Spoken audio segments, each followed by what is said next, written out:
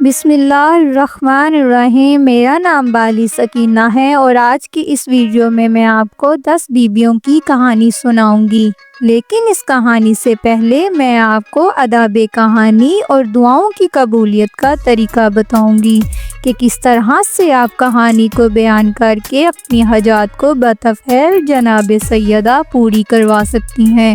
سب سے پہلے 2 رکعت نماز حاجات بجا لائیں۔ الحمدللہ رب العالمین، صلوات و السلام علی خیر المرسلین والطیبین الطاہرین المعصومین۔ 2 بھائی ایک شہر میں رہتے تھے۔ بڑا بھائی بہت رئیس تھا، چھوٹا بھائی بہت نادر و مفلس تھا۔ چھوٹا بھائی اپنی اسم الفضیل کے باعث بہت عاجز آ گیا تھا۔ اپنی بیوی سے کہنے لگا کہ کب تک ہم فقر و فاقہ کی مصیبت برداشت کرتے رہیں گے؟ میں اب پردیس جاتا ہوں، شاید مجھ کو کہیں نوکری مل جائے اور یہ مصیبت کے دن بھی کٹ جائیں۔ یہ کہہ کر وہ زوجہ سے رخصت ہو کر دوسرے شہر کی طرف تلاش روزگار کے لیے چلا گیا۔ اب اس کی بیوی حد سے زیادہ پریشان تھی، دل میں کہتی، اے سب کے پالنے والے، تو ہی رازق ہے، اب تو میرا شوہر بھی چلا گیا ہے۔ یہ مومنہ اپنے شوہر کے بڑے بھائی کے گھر گئی، رو رو کر کہنے لگی، تمہارا بھائی ہمیں چھوڑ کر تنہا چلا گیا ہے، اب آپ ہی کا سہارا ہے۔ رئیس نے بیوی سے کہا، یہ میری باوج ہیں، تم ان سے گھر کا کام کروا لیا کرو، یہ تمہاری اور تمہارے بچوں کی خدمت کریں گی، اس کو بچا کچا کھانا دے دیا کرو۔ غرض یہ کہ میمونہ گھر کا سارا کام کرتی، بچوں کو بھی سنبھالتی، پھر بھی رئیس کی بیوی طعنہ دیتی اور اپنا جھوٹا کھانا اس غریب کو دیتی۔ دن بھر اس کو کام سے فرصت نہ ملتی، رات کو یہ اپنی تباہی اور ذلت کے آنسو روتی۔ اس طرح ایک مدت گزر گئی، رات بھر خدا سے التجا کرتی کہ خدایا میرے شوہر کو واپس گھر لا۔ ایک رات میمونہ اسی فکر میں سو گئی تو اس نے خواب میں دیکھا کہ ایک نقاب پوش بیوی تشریف لائی ہیں اور فرماتی ہے، اے میمونہ، تو اپنے شوہر کے لیے اس قدر پریشان نہ ہو، انشاءاللہ اللہ تیرے شوہر کو واپس جلدی لائے گا۔ تم جمعرات کے دن 10 بیویوں کی کہانی سنو۔ کہانی 10 بیویوں کی مجرب اور آزمودہ ہے۔ پروردگار عالم قرآن پاک میں ارشاد فرماتا ہے، اے مریم، تم کو خدا نے تمام گناہوں اور برائیوں سے پاک صاف رکھا ہے اور سارے جہان کی عورتوں میں سے چن لیا۔ اس آیت سے معلوم ہوتا ہے کہ جناب مریم کا مرتبہ بہت بلند ہے۔ اسلام میں 4 عورتیں ایسی ہیں جن کی مثال نہیں ملتی۔ پہلی ہماری شہزادی سیدہ فاطمہ الزہرا، جن کا مرتبہ سب بیویوں سے افضل ہے، اور دوسری حضرت سائرہ، تیسری زن فرعون اور چوتھی آسیہ۔ یہ بنی اسرائیل کے خاندان سے تعلق رکھتی تھی۔ یہ سارا گھرانہ نبی ابراہیم پر تھا۔ بچپن سے ہی ان کو خدا ترسی کی تعلیم ملی۔ ایسی مقدس بی بی کی شادی فرعون سے ہو گئی تھی۔ شاید خدا کو یہی منظور تھا کہ حضرت موسیٰ ہارون علیہ السلام کی پرورش ان کی گود میں ہو، نبی کی پرورش کسی کافرہ کی گود میں نہ ہو۔ شادی سے پہلے فرعون واقعی ہی انسان تھا، بعد میں حکومت ملتے ہی درندہ بن گیا اور اپنے آپ کو خدا کہلوانے لگا۔ ایک دن کہنے لگا، دیکھ رہا ہوں کچھ دنوں سے عجیب حالت ہے۔ آسیہ نے کہا، مجھے دکھ ہے کہ تو انسان ہو کر خدائی کا دعویٰ کرتا ہے۔ اس پر فرعون نے کہا کہ موسیٰ اور ہارون کے خدا پر ایمان لے آئی ہے۔ آسیہ نے کہا، آج 40 برس ہو گئے، مجھے تیرے خوف سے زیادہ خدا کا خوف ہے، میں تجھ سے سخت بیزار ہوں۔ یہ سن کر آگ بگولا ہو گیا۔ آسیہ کو سیدھا لٹا کر پاؤں میں کیل ٹھکوا دیے۔ دوسری عورت ہوتی تو وہی چیختی اور چلاتی، مگر کافر کی صحبت سے موت کو ترجیح دی۔ آسیہ کے ایمان کا کیا کہنا۔ چوتھی حضرت ہاجرہ علیہ السلام، جن کو حضرت ابراہیم علیہ السلام پہاڑی پر چھوڑ آئے۔ خدا کے سوا کوئی نہ تھا، پانی بھی کہیں نہ تھا۔ بچے کو خدا کے آسرے پر چھوڑ کر پانی کی تلاش میں 7 مرتبہ پہاڑی پر چڑھی اور اتری، اور بچہ روتا رہا۔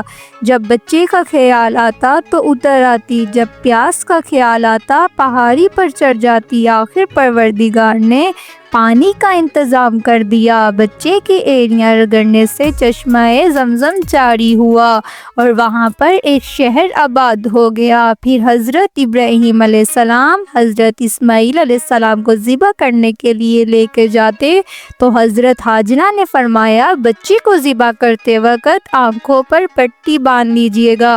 ایسی بیویاں تھیں جنہوں نے حق کے لیے اپنا سب کچھ قربان کر دیا، جن کی تعریف اللہ تعالیٰ نے فرمائی ہے۔ اب حضرت زینب اسیر کربلا اور حضرت کلثوم 72 کی سوزگوار اور جناب سغرا جو مدینے میں اپنے کنبہ سے جدا ہوئی اور پھر نہ ملی۔ حضرت سکینہ نے کس قدر مظالم سہے، اپنے بابا کی جدائی میں تڑپ تڑپ کر قید خانے میں رحلت فرما گئی۔ ان کی مصیبتوں کو مد نظر رکھ کر یہ کہانی سنو اور قدرت کا تماشا دیکھو۔ ایک دن وہی سید المرسلین کو اپنا مہمان بلایا، لیکن اس دن گھر میں فاقہ تھا۔ حضرت علی تھوڑا سا قرض لائے اور جناب سیدہ کو دے کر کہا آج آپ کے والد ہمارے مہمان ہیں۔ جناب سیدہ نے اس آٹے کو پیس کر 6 روٹیاں پکائی۔ بعد نماز مغربین جناب رسول خدا تشریف لائے اور اپنے نواسوں کے ساتھ دسترخوان پر بیٹھے۔ سیدہ طاہرہ فاطمہ نے روٹیاں پکا کر 1 روٹی فضہ کو دی اور 5 پنجتن پاک کے آگے رکھ دی۔ بعد فراغت جناب سیدہ طاہرہ نے رسول پاک صلی اللہ علیہ وسلم سے عرض کی کہ کل مجھے بھی سرفراز فرمائیے۔ آپ نے قبول فرمایا۔ اسی طرح نواسوں نے بھی اپنے نانا کو مدعو کیا۔ ابن ابی طالب ہر روز سامان لاتے اور جناب سیدہ پکا کر پیش فرماتی، 1 فضہ کی اور 5 پنجتن پاک کی۔ آپ رسول خدا حضرت امام حسین کی دعوت سے فارغ ہوئے تو دیکھا فضہ دروازے پر کھڑی ہے۔ آپ نے دریافت کیا کہ فضہ کچھ کہنا چاہتی ہو۔ تب فضہ نے عرض کی کہ لونڈی اس قابل تو نہیں کہ آپ کو تکلیف دے، لیکن میں بھی امیدوار ہوں۔ آپ نے دعوت قبول کی۔ حضرت محمد صلی اللہ علیہ وسلم بعد نماز مغربین دولت خانہ جناب سیدہ پر تشریف لائے۔ سب تعظیم کے لیے اٹھ کھڑے ہوئے۔ حضرت فضہ نے کسی سے ذکر نہیں کیا تھا۔ حضرت نے فرمایا آج میں فضہ کا مہمان ہوں۔ حضرت علی نے فرمایا فضہ سے فضہ تم نے پہلے نہیں بتایا۔ فضہ نے عرض کیا فکر نہ کریں۔ فضہ گوشہ سجدے میں گئی اور کہنے لگی اے قاضی الحاجات، تیرے حبیب کو مہمان کیا ہے، تجھے واسطہ محمد اور محمد و آل محمد کا مجھے شرمندہ نہ کریے۔ سجدے سے سر اٹھا کر دیکھتی ہیں کہ ہر طرف جنت کا کھانا موجود ہے۔ آپ صلی اللہ علیہ وسلم کے آگے پیش کیا۔ آپ نے پنجتن پاک کو شامل کر کے نوش فرمایا اور پوچھا فضہ کہاں سے آیا؟ گویا رسول خدا جانتے تھے اور معلوم تھا۔ حضرت جبرائیل رستے میں بتا گئے تھے۔ آئمہ طاہرین کی سچی محبت سے بے شک سب مل سکتا ہے۔ خدا کے خزانے میں کسی چیز کی کمی نہیں ہے۔ 10 دن تک جائے نماز پر بیٹھ کر باوضو خلوص نیت سے سجدہ ریز ہوں، اللہ تیری مراد پوری کرے گا۔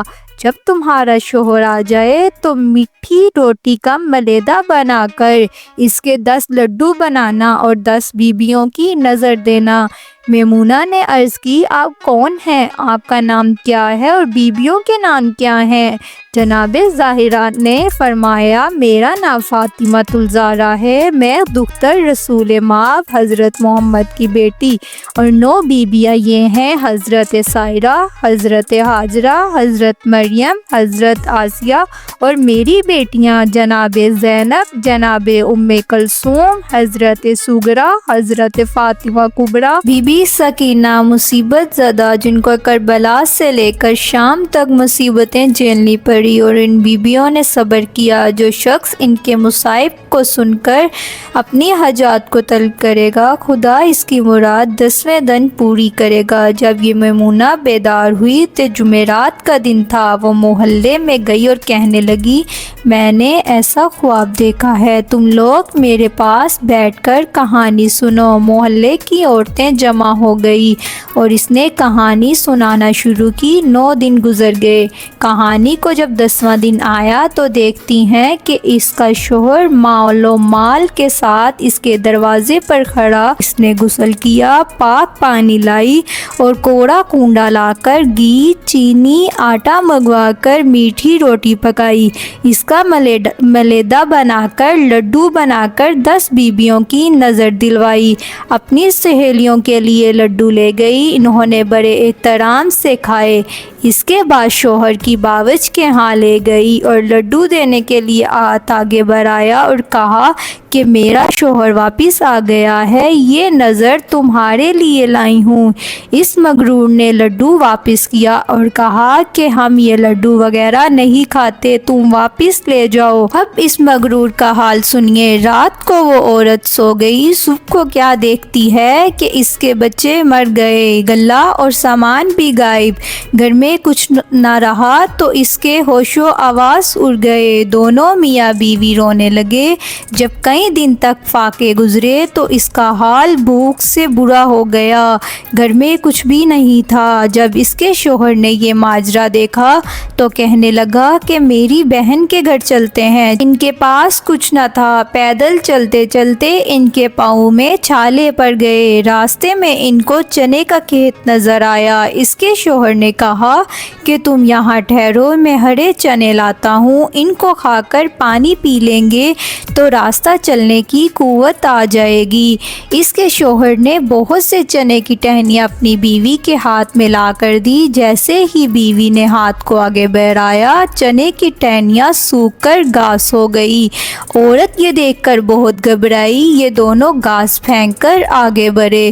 راستے میں ایک گنے کا کھیت نظر آیا۔ اس کے شوہر کا بھوک اور پیاس سے بہت برا حال تھا، اس نے دیکھتے ہی گنے کو بے قرار ہوا۔ اس نے بہت سے گنے کھیت سے توڑے اور بیوی کو لا کر دیے اور کہا مجھ سے اب تو چلا بھی نہیں جا رہا، گنا چوس لوں گا تو بدن میں قوت آ جائے گی۔ جو ہی عورت نے گنے کو چوہا فوراً چارہ بن گیا۔ یہ دونوں اس چارے کو پھینک کر آگے چل دیے۔ بامشکل یہ اپنی بہن کے گھر پہنچے۔ بہن نے پلنگ بچھایا، وہ دونوں پلنگ پر بیٹھ گئے۔ بہن نے کھانا وغیرہ تیار کیا، ان دونوں کے آگے پیش کر دیا۔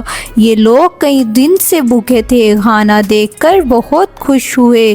اس نے اپنی بیوی سے کہا اٹھو، یہ کھانا اللہ نے کئی دن کے بعد ہمیں دیا ہے، کھا لیتے ہیں۔ جیسے ہی اس کی بیوی نے کھانے کے لیے ہاتھ آگے بڑھایا تو کیا دیکھتی ہے کہ کھانے سے سخت بدبو آ رہی ہے اور کھانا سڑ گیا اور کہنے لگے اللہ ہم کب تک اسی طرح بھوکے رہیں گے، ہماری جان نکلی جا رہی ہے۔ انہوں نے اس کھانے کو زمین میں دفن کر دیا اور دونوں بھوکے ہی سو گئے۔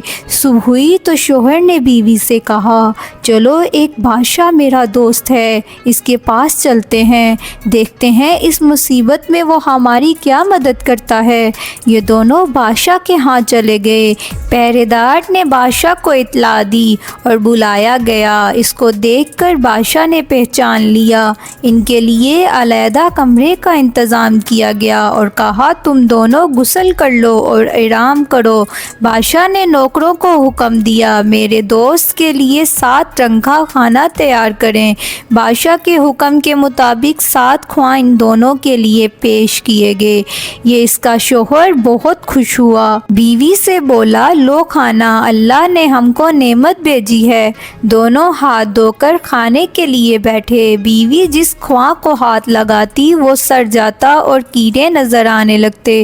اس کا شوہر بہت پریشان ہوا کہ یہ کیا ماجرا ہے، اگر ہم بادشاہ سے شکایت کرتے ہیں تو بادشاہ ناراض ہوگا کہ کھانا تازہ بھیجا ہے اور تم ہمیں بدنام کرتے ہو۔ اس کا شوہر بہت حیران ہوا، یہ کیا ماجرا ہے، اب میں کیا کروں؟ بادشاہ کہنے لگا لوگوں نے کیا جادو کیا ہے؟ چنانچہ یہ کھانا بھی زمین میں دفن کر دیا اور نوکروں سے کہا کہ برتن واپس لے جاؤ۔ اس کا شوہر حیران تھا۔ ادھر بادشاہ کی لڑکی غسل کے لیے جا رہی تھی۔ بادشاہ کی بیوی نے کہا میں بھی غسل کر لوں۔ دونوں نے اپنے گلے کے ہار اتار کر کنڈی پر لٹکا دیے۔ جو ہی ہار کنڈی پر لٹکائے کنڈی نے ہار نگل لیے۔